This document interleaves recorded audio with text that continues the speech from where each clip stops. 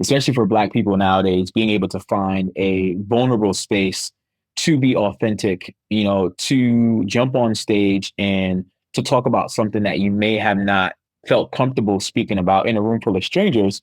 We've been able to curate this space for poets so that when they're on stage, they do feel comfortable. They're stepping outside of their comfort zone. But then also for the people in the crowd, because I can perform something very personal for about 3 minutes. And then being in that crowd, you'll feel like, wow, like I was able to connect with this person.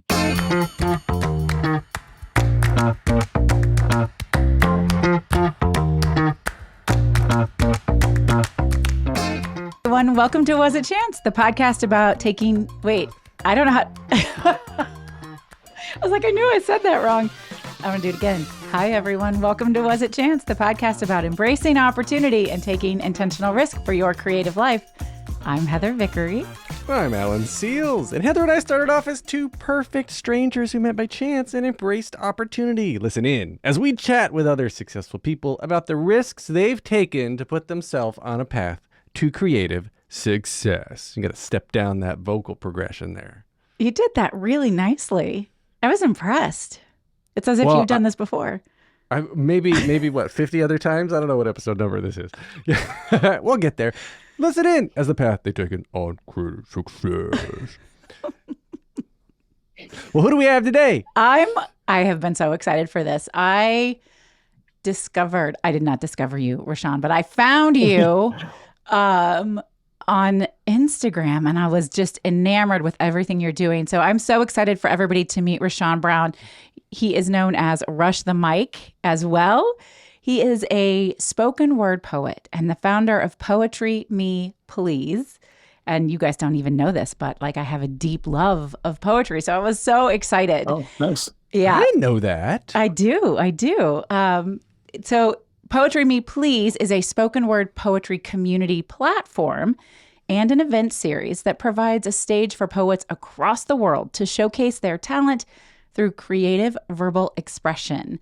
And this is just a beautiful haven for poets all over the world. It is the largest poetry showcase in New York City, averaging 500 guests a show, which is crazy. Rashan has been featured.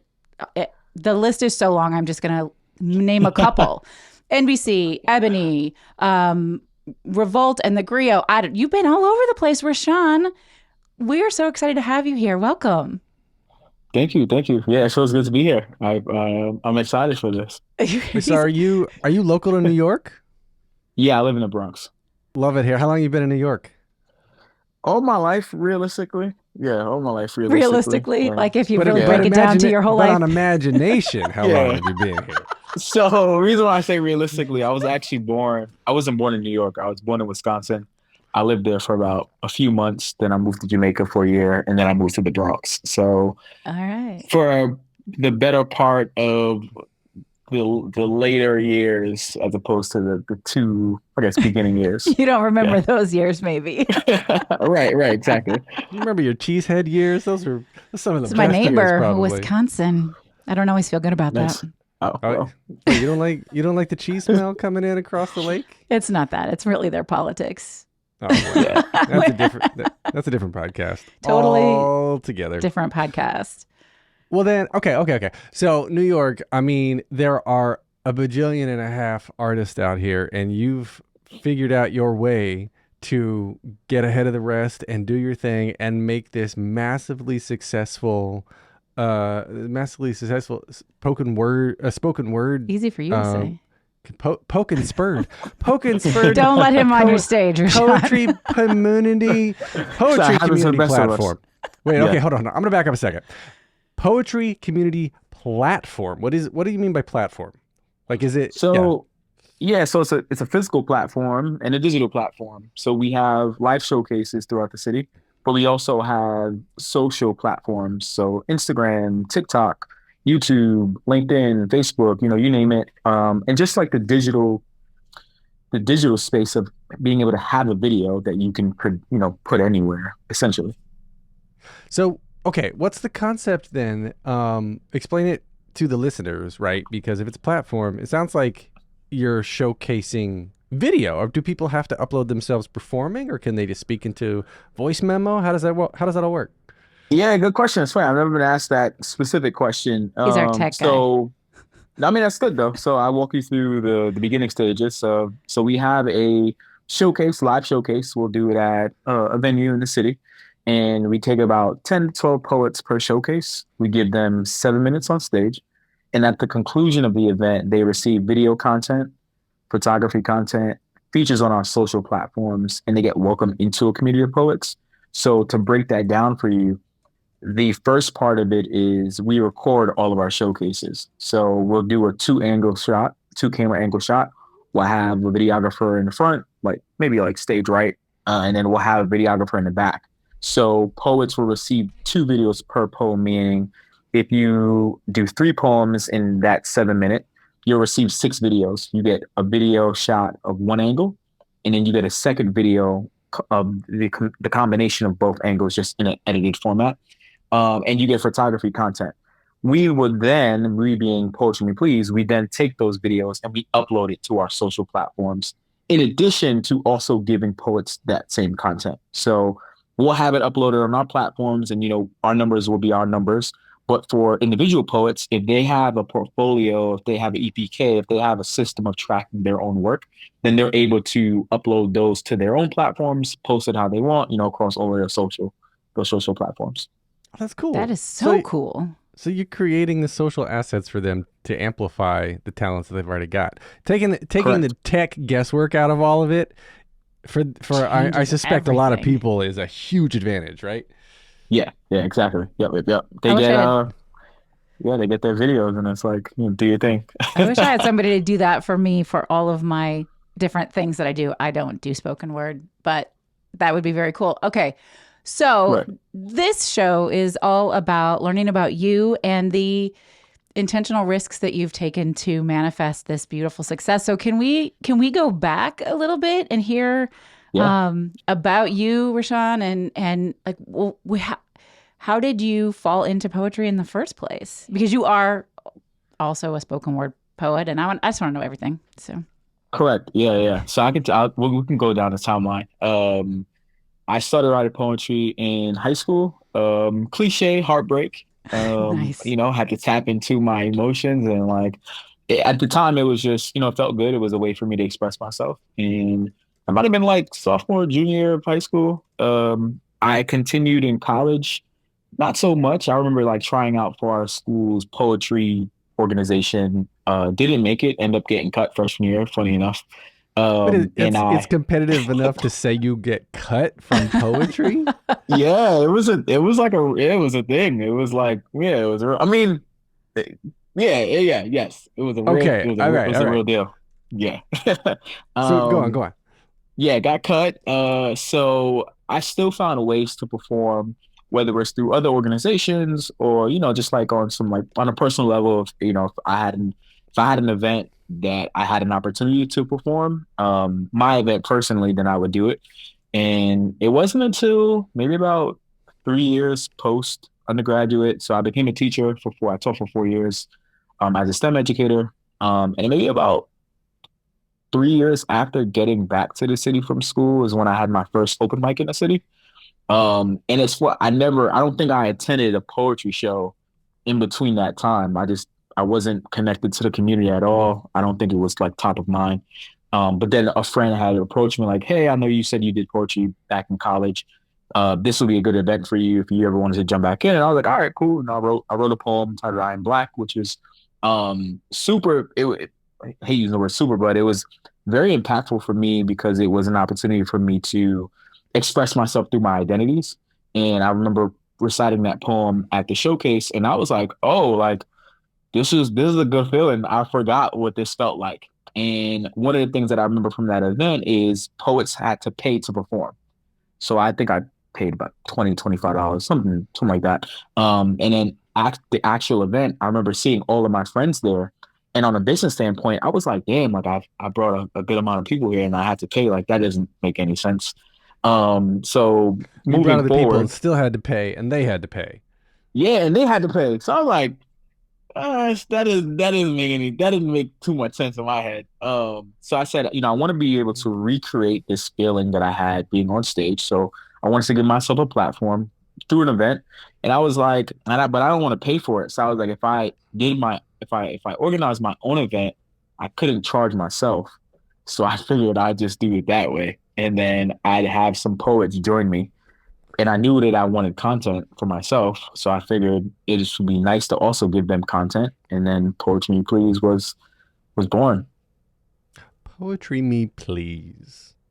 Yeah. All right. I So love the name. when Thank I you. was in high school, showing your emotions wasn't Back when you cool. had to walk 2 miles uphill and then downhill.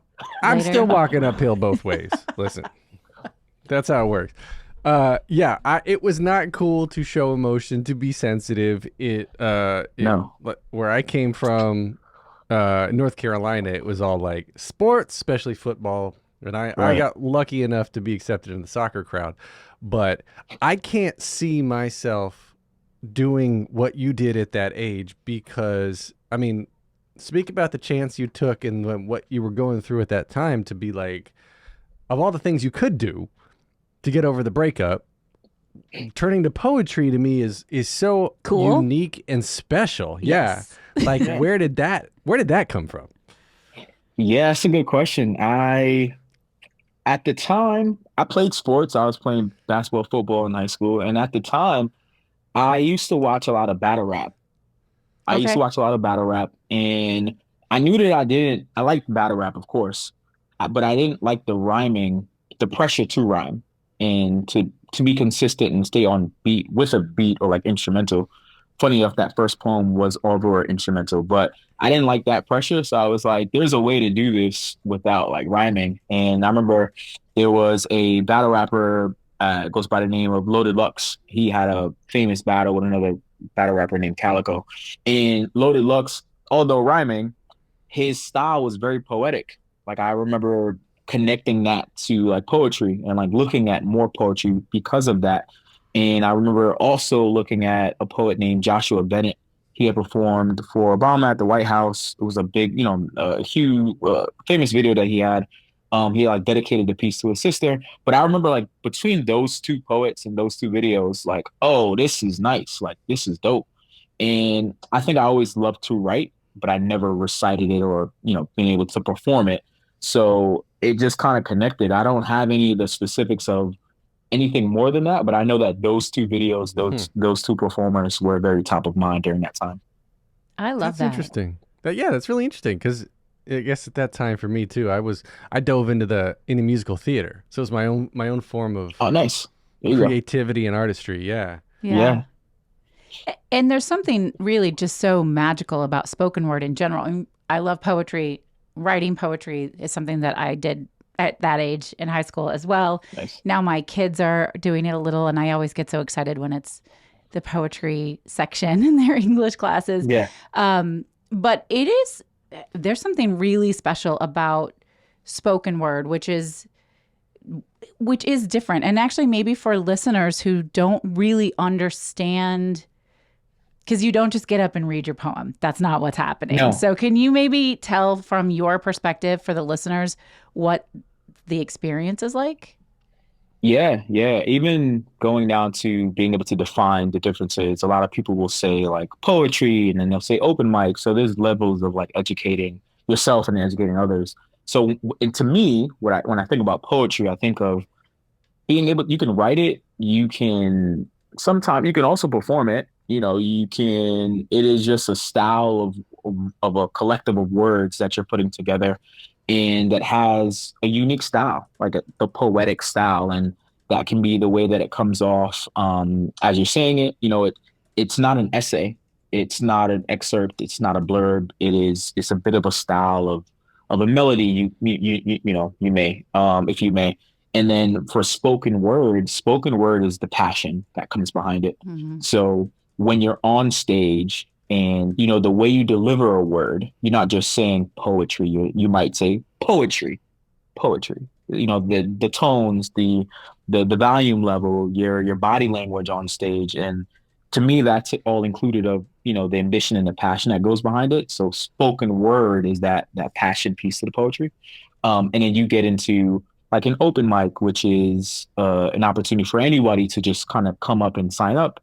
And then you'll have showcases where poets are being promoted, and they have their own flyers, and what to look, you know who to look forward to. And then you have slam competitions, which also vary in style because that's competing for a prize. So you'll have a time limit. You'll have a rubric and guidelines where slam poets, they often make a joke that like slam poets sound the same because, they're kind of performing to a rubric, so this, sort of kind of. That So makes sense. it kind of goes through different levels. Yeah. How many different styles of poetry are there? Because like I just don't know the space, right? Unlimited. Because I was going to because say, I'm that's like, not definable, is it? well, Yeah, well, I don't mean, think so. I guess like in music, you can say there's pop, there's country, there's rap, there's hip hop, there's alternative. Like you can kind of define music by a little bit of genre. Indie, everything changes, right? And stuff Yeah. it gets modified over time. But is there something like like you said, you don't like rhyming, you don't like keeping the rhythm. Is it freestyle? Is it like I'm the AB guy, I'm the ABB guy? Like Yeah. are there categories like that? I mean, there honestly are. It's undefinable. It's limitless. It's really how you feel when you get on stage. I would think there's more of just like styles and themes, whereas poetry, it's for you mentioned like alternative or hip hop, rap, R&B. I think for poetry, it's more on the themes. So you can be like a love poet because all your poetry deals and kind of like has like a love piece to it. You can be a poet that is for identities and who you are individually, in society. So I don't know if I put a cap on it. I think the beauty of poetry is that you can literally make it into what you want, and everybody has their own personal style when they get up on stage and perform it. But then there's also a style when you're reading it and writing it. So it kind of goes both ways. So here's my question. You did this Friends showcase. It reignited a passion. You were like, oh, I like this. But Yeah. the time you were teaching, you thought, let me start my own thing. I'm not going to charge the performers. That makes sense. I mean, they're probably like, what I should be getting paid. I'm on stage. And they are, right? With your videos and all that. That's payment. Yeah. What happens that you decide, I'm not going to teach anymore? Like, this is going to be my business. I mean, you've got incredible partnerships with Harlem's Fashion Row, New York Independent Schools, like big companies like Accenture, like lots of stuff. So how do we go from one to the other? Yes, interesting. And I guess I'll give you more background because your question might change a little bit. So I taught for 4 years, STEM education in the Bronx, 7 through 12, mainly eighth graders, and I transitioned to product management. Ah, So I'm currently still working full time. So I'm a product manager for ESPN currently, okay. while also being the founder of Poetry Me Please. So it was never like one or the other. It was just more of a transitional stage. And then I was able to just find ways to make time for poetry. So through a lot of the collaborations and partnerships that we've had, the heavy part has just been the marketing piece, investing in myself, which I'm sure we'll get into.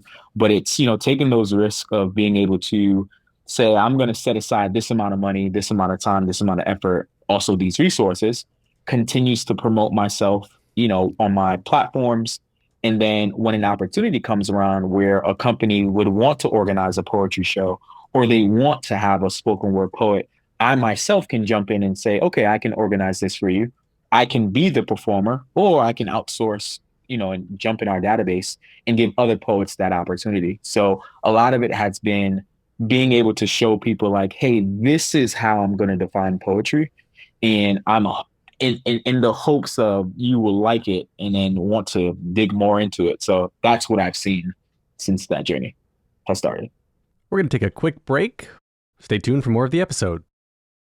And now we're back. Is this something you take into corporations? Like, do you do any sort of corporate work around this, or is it just personal passion? Both.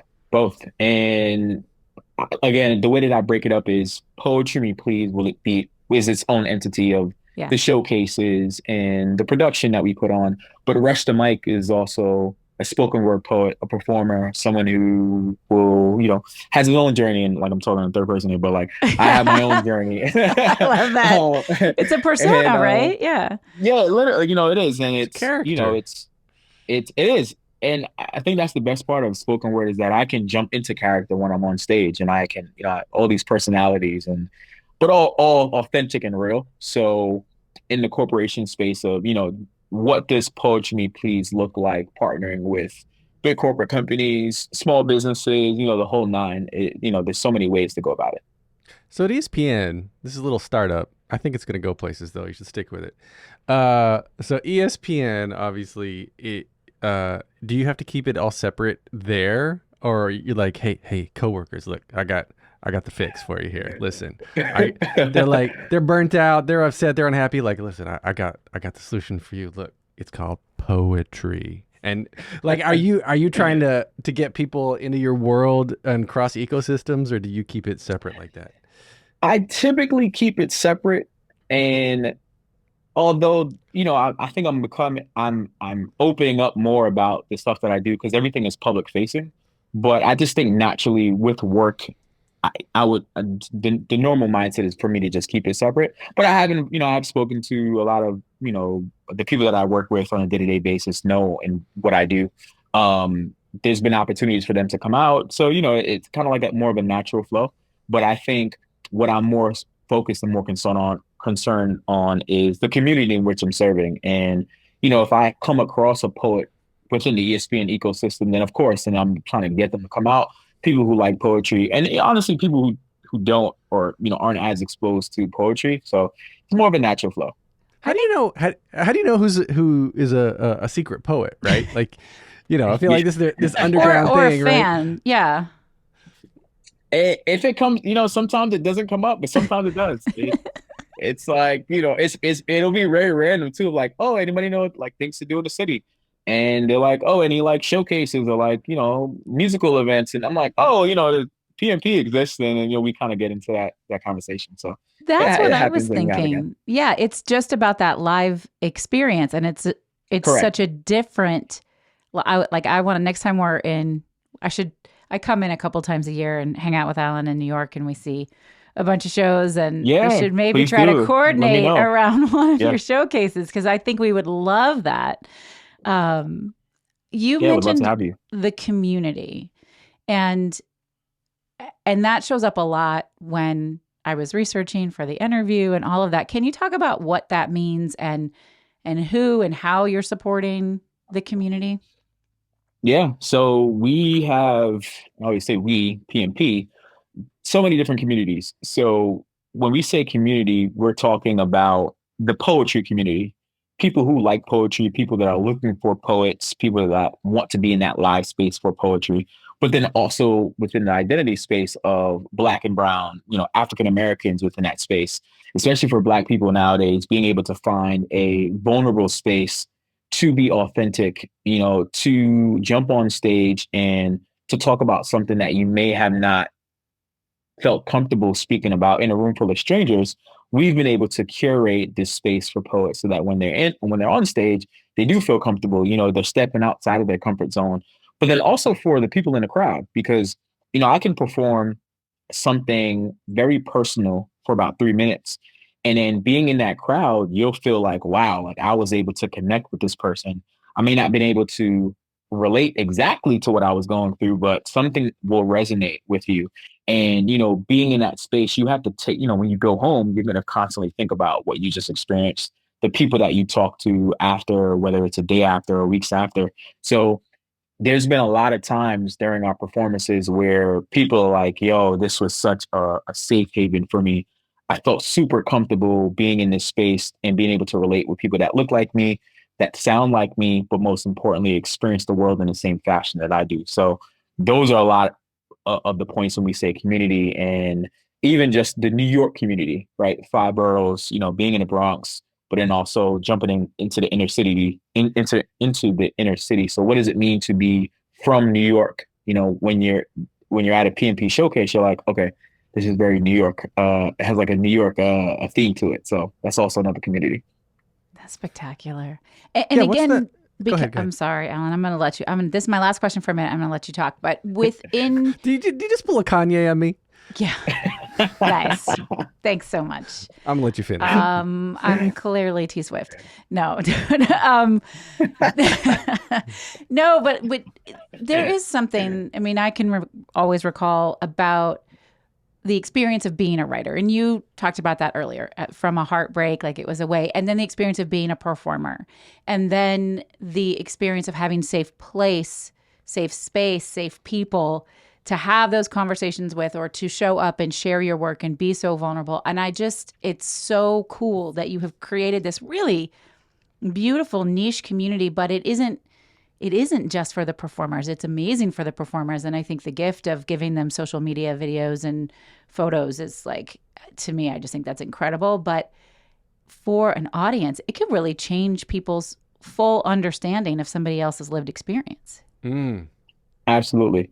Absolutely. It puts them in it, there's been, I mean, I can give you an example of just I think the most vulnerable pieces are personal pieces about family members, typically. And somebody will get on stage and like, this is the dedicated piece to someone that has passed in my life, Mm. whether it be a parent, sibling, close family relative. And after that performance, the room is often quiet sometimes. It's you're coming in and unintentionally, but you're coming into a showcase on a Friday, Saturday night.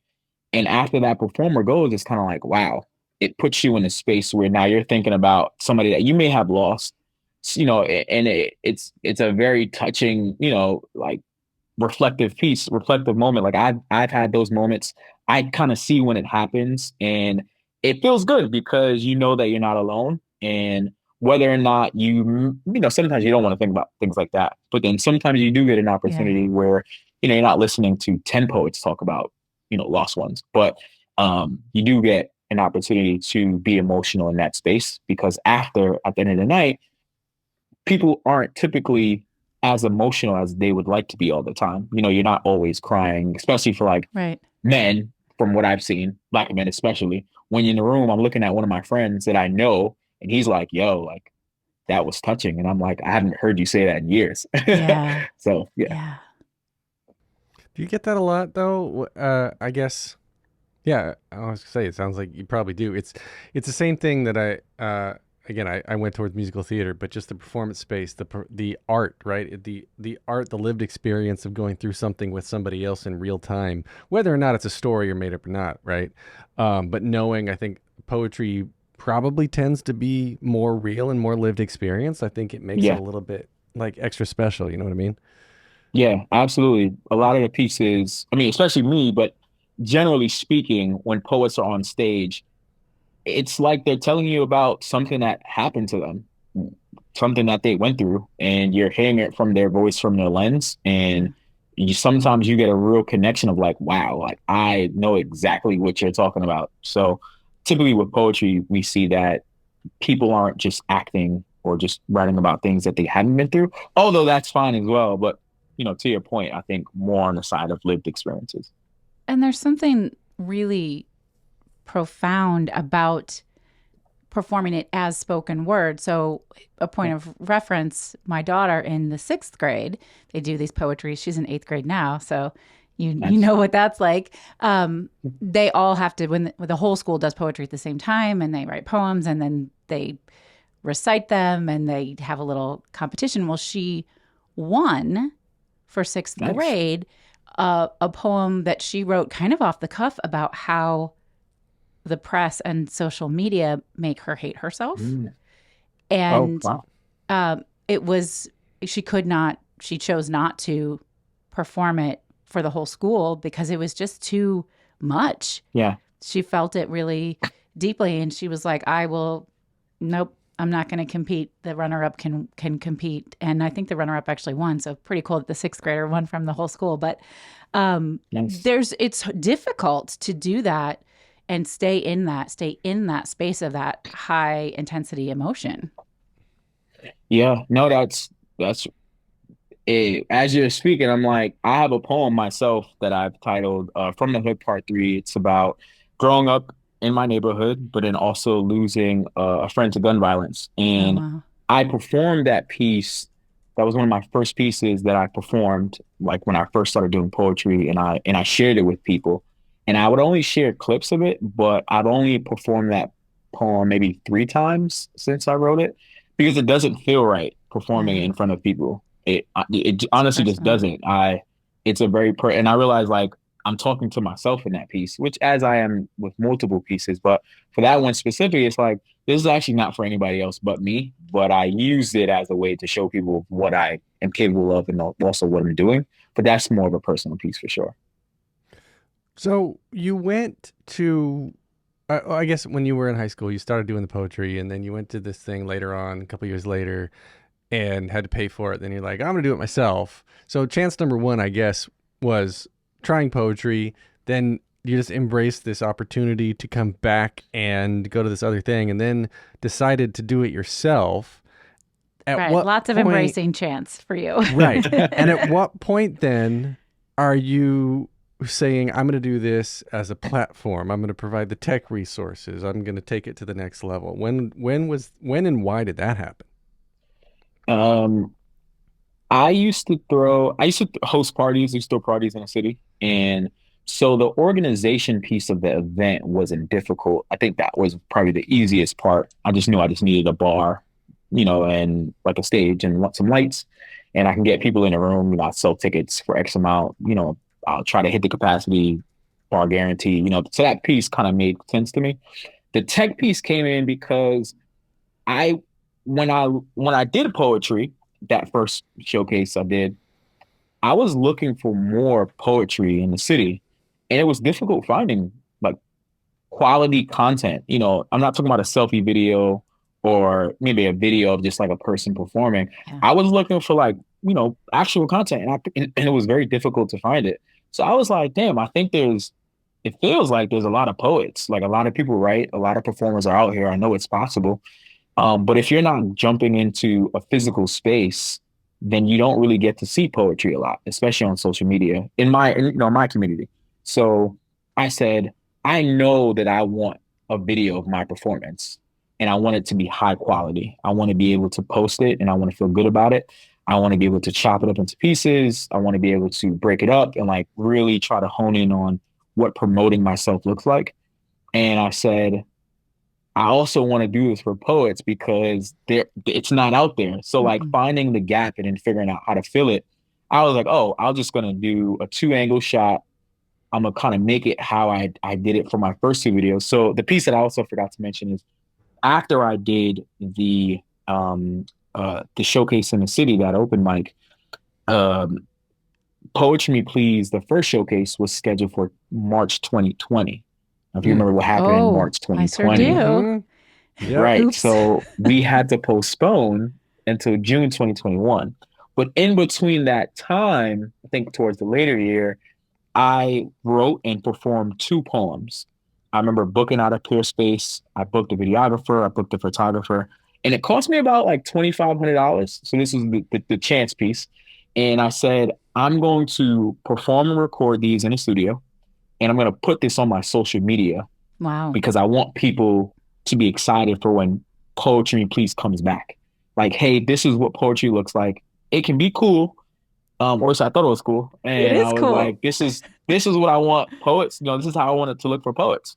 So when the show came up, I was like, I want it to be exactly how I did it for myself. I think a poet can really be good at utilizing that content. So that was the connection that was made with the tech aspect, and obviously with the social media in itself being able to just viral content, putting stuff out there and making sure that you're documenting your progress from step one all the way until you finish. Hmm. Do you coach at all? Are there people that have come to you for sort of mentorship or advising? Oh yeah, 100%. Like pouring back into my community is always at the top of mind. So whether it's poetry, transition education into tech, I have a bunch of mentees that I work with, young students. So it's all in the lane of, being able to give back. That's so cool. That's so neat because you're making an online collection for these people. an online portfolio, which, because it's the internet, it'll live on forever. Yeah. Well, and you're content storing converts, right? Content Yeah, makes money. yeah. Exactly. Yeah. Yeah, going back and forth. Like, we did our first time we shot at the park, and we are like talking through how we want to shoot it. And he's like, the light is like, I've never dealt with sunlight because we always do it at in a venue. So we're kind of going back and forth, and he's like showing me how he's going through the editing process, and I was like, yeah, like it's a little kind of above my head because I'm not an editor, but I'm looking at the work he's doing, and I'm like, this is like golden. Like now, I hope you're able to take these new skills and like apply them to your everyday work, because you're also doing other videos. So like there's those key moments where you learn throughout the process. And I just tried to like highlight that as a way to, also say like, it's not just the rate, trust me that, we can make this possible. And, we've been doing a good job about it. So this is all fine and dandy, success after success, right? So there's no failure in here whatsoever. No, tons of failure. All right. So what is your relationship with failure? Tons of failure. Failure looks very different depending on who you ask. Asking myself, throw up the cliche perfectionist, very high, high critical of myself and the work that I do and put out. I would say more so in the earlier years, you sell a lot of tickets for some showcases, and in some cases you don't. Some showcases you're able to pay everybody, and other showcases you have to come out of pocket. So a lot of it for me is, on the monetary value of like, are we meeting? I have to sell X amount of tickets in order to break even. Sometimes that happens, again, sometimes it doesn't. But even furthermore, the production of the event. We doors open at 6, show starts at 7, we're out by 10. That's crucial and that's important. But sometimes you'll have a performer that runs over. You'll have the crowd. We allow our crowd to jump into the performances. So if I start talking, somebody in the crowd may say, "Oh, run it back. Start from the top. I want to hear it again." And a poet will run it back. And like, it's a very live, animated, passionate, showcase. And we've had some showcases where we're over time. Now we're going past our contract.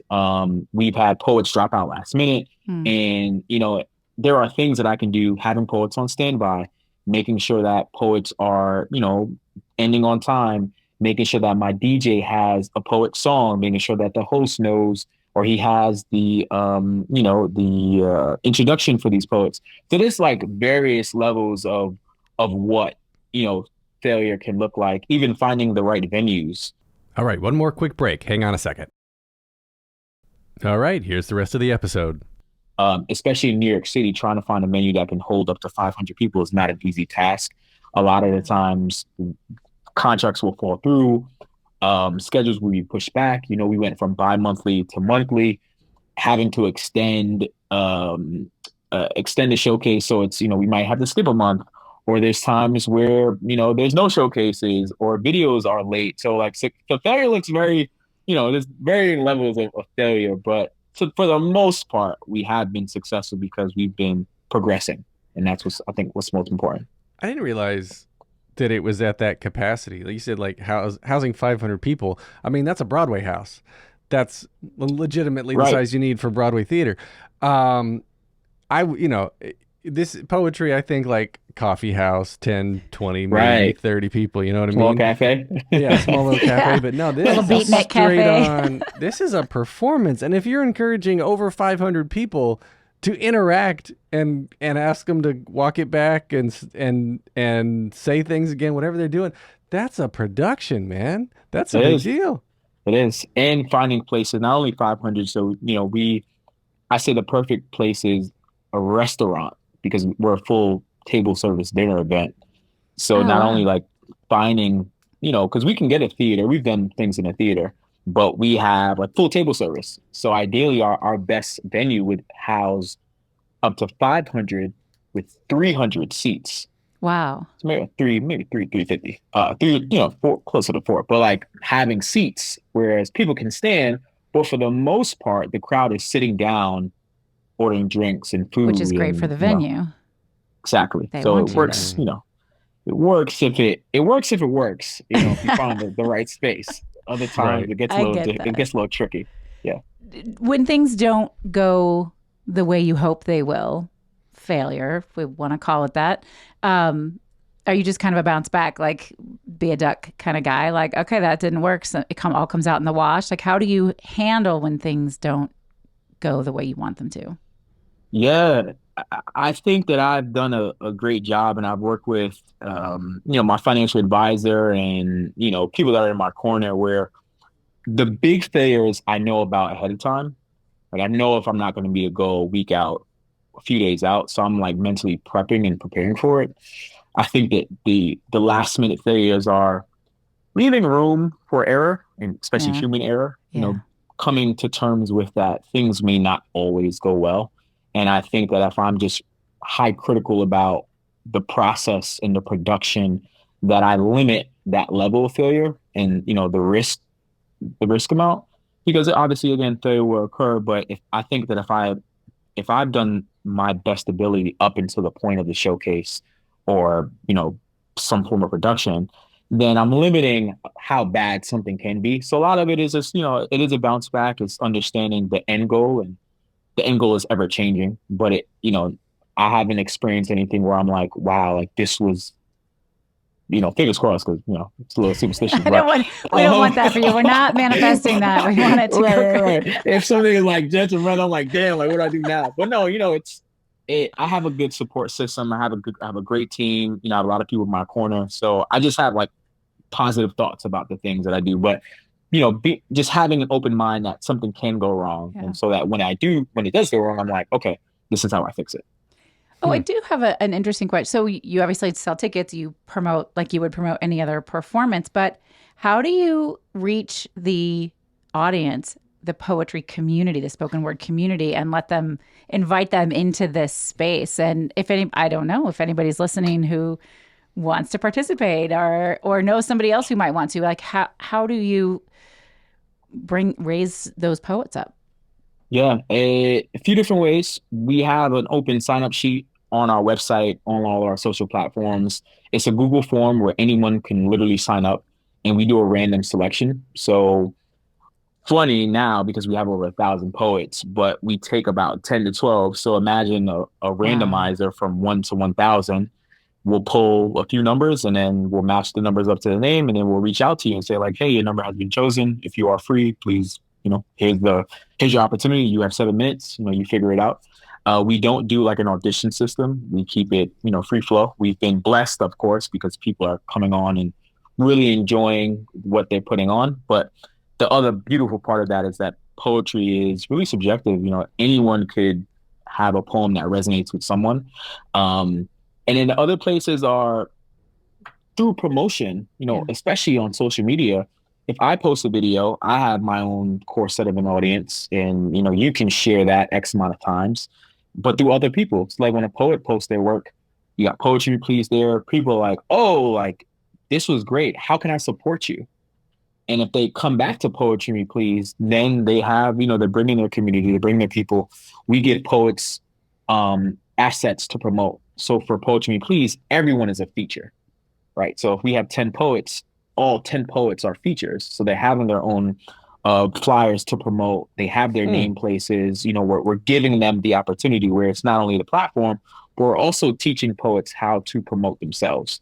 Like this is what you can put out. We're using Instagram as our core base, but you can post a flyer, have comments, tag Poetry Please, let them know what to expect, show them our platform.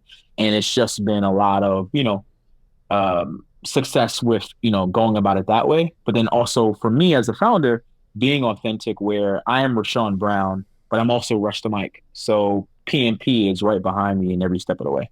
That's so cool. That's so deep. The only poetry I write is in my out of office messages. It's actually pretty great.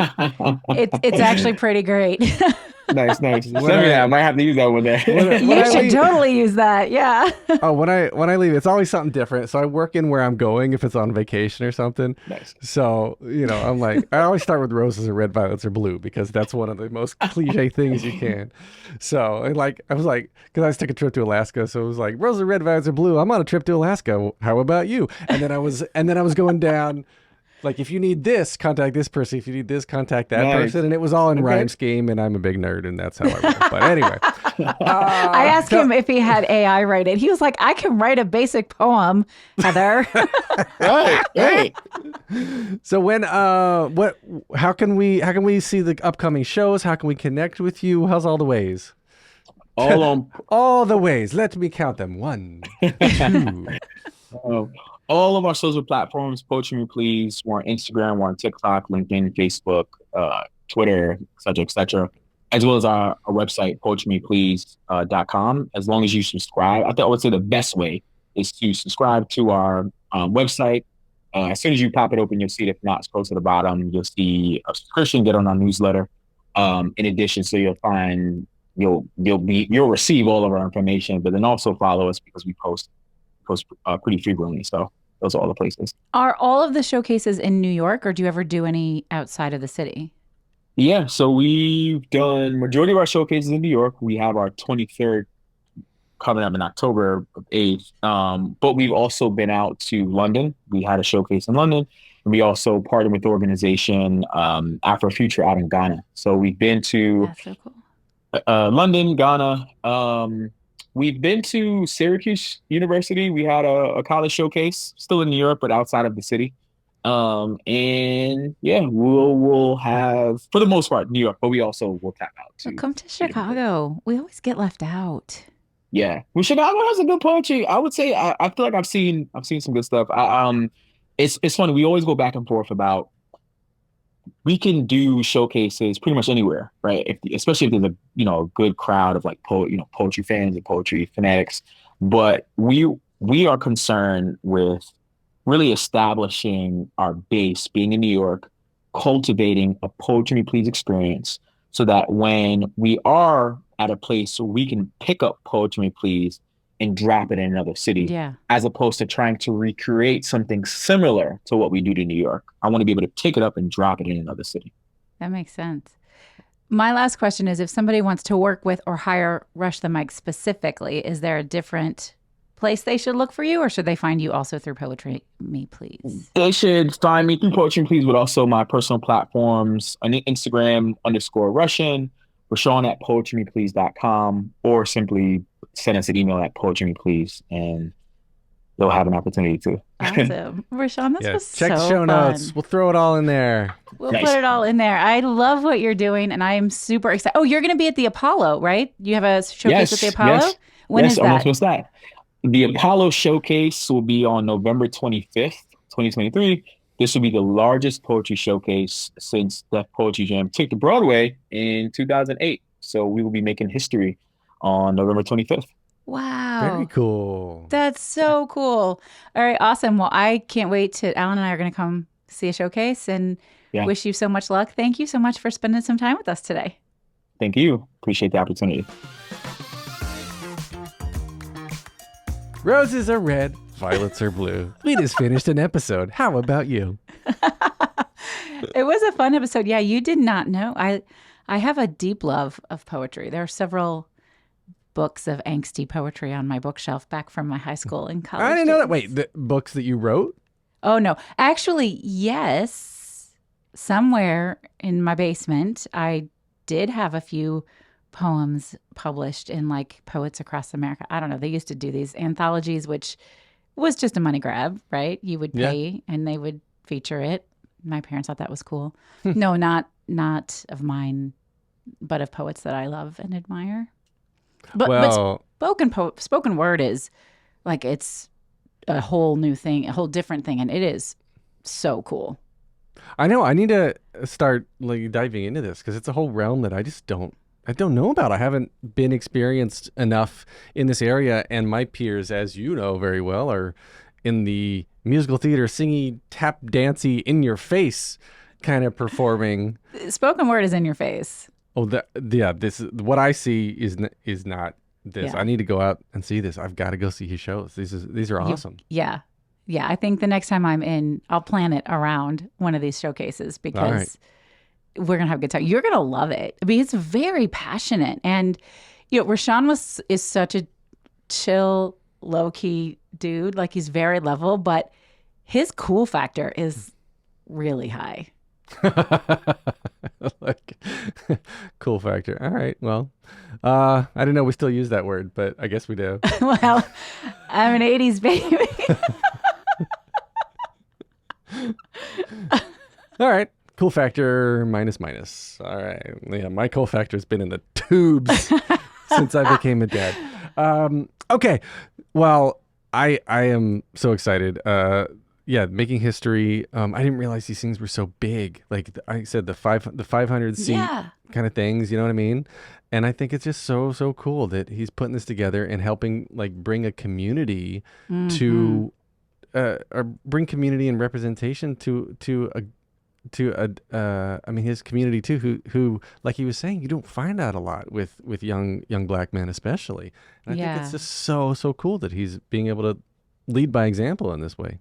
And to create space to really feel your emotions and to share them and have joy around it, even if they're difficult emotions, instead of shame and like, keep it all down. So yeah, it's really, really cool. Well, I hope you guys enjoyed the episode. We would love to hear what you think of this episode or any of our other episodes, or how you're out choosing, taking intentional risk, doing all that cool stuff. Alan, how can folks find us?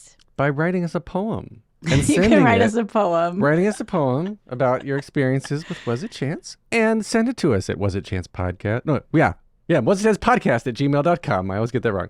Was It Chance on Instagram and Threads, and Was It Chance Podcast at gmail.com. We want to hear from you. We really do. Oh, and we would be so delighted if you would go onto your favorite listening platform and rate and review the show. Make sure you're following, subscribing, whatever the word is on your favorite platform, because it means a lot to us, and we're so glad to have you listening every week. Y'all, you've been listening to Was It Chance, the podcast about embracing opportunity and taking intentional risk for your creative life. I'm Heather Vickery. And I'm Alan Seals. Talk to you soon. Bye-bye.